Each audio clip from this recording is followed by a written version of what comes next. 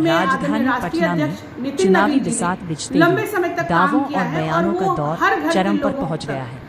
पहुंचे हैं भारतीय जनता पार्टी के नेता डॉक्टर प्रीति शेखर में पार्टी की जीत का हुंकार भरा है, जिसने विरोधियों के खेमे में खलबली मचा दी है। राजनीतिक गलियारों में इस बात की पुरजोर चर्चा है कि डॉक्टर प्रीति शेखर का जमीनी दाव प्रशांत किशोर की जन स्वराज रणनीति पर बहुत भारी पड़ता दिखाई दे रहा है। डॉक्टर प्रीति शेखर का साफ कहना है कि जनता केवल हवाई दावों पर नहीं बल्कि संगठन की मजबूती और जमीनी विकास पर भरोसा करती है।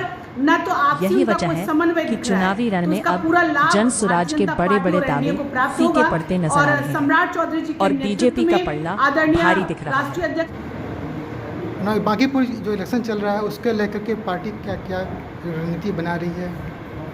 देखिए, भारतीय जनता पार्टी 24/7 काम करने वाली पार्टी है, जहां पर कार्यकर्ता को कोई सैलरी नहीं मिलती, लेकिन यहाँ पर वो समर्पित भाव से इसलिए लगे रहते हैं क्योंकि देश को आगे बढ़ाना भारतीय जनता पार्टी का लक्ष्य है।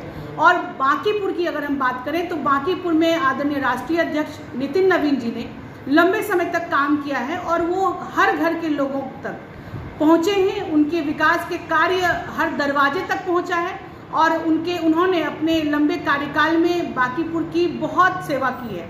आज उनकी छोड़ी हुई सीट पर भारतीय जनता पार्टी के एक मंडल के अध्यक्ष के रूप में हमारे जो नेता सामने हैं उनको भरपूर स्नेह और आशीर्वाद मिलेगा।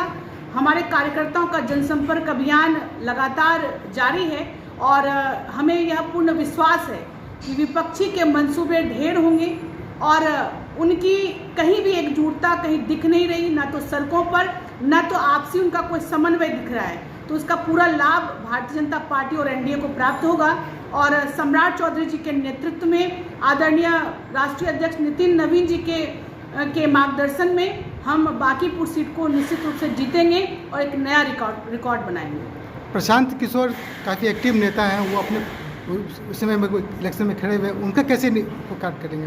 देखिए, प्रशांत किशोर जी पहले तो अपनी पार्टी की लुटिया डुबो चुके हैं और अब जनता उनको डुबाने का काम करेगी, क्योंकि वो ऐसे कोई जननेता नहीं है जिनको कि जनता चुनने का काम करेगी। वो एक पॉलिटिकल मैनेजर हैं, उनके पास धन तंत्र हो सकता है लेकिन जनतंत्र उनके पास नहीं है। और जो व्यक्ति पैसों पर टिकट बांटते हों वो जनता का आशीर्वाद कैसे प्राप्त कर सकते हैं? जनता का आशीर्वाद उन्हीं को मिलेगा जो संगठन और अपने समाज में काम करता हो, जो धरातल पर काम करता हो, और वैसे नेता हमारे भारतीय जनता पार्टी के प्रत्याशी हैं। इसलिए जीत एनडीए की होगी और भाजपा का कमल बांकीपुर से खिलेगा। धन्यवाद।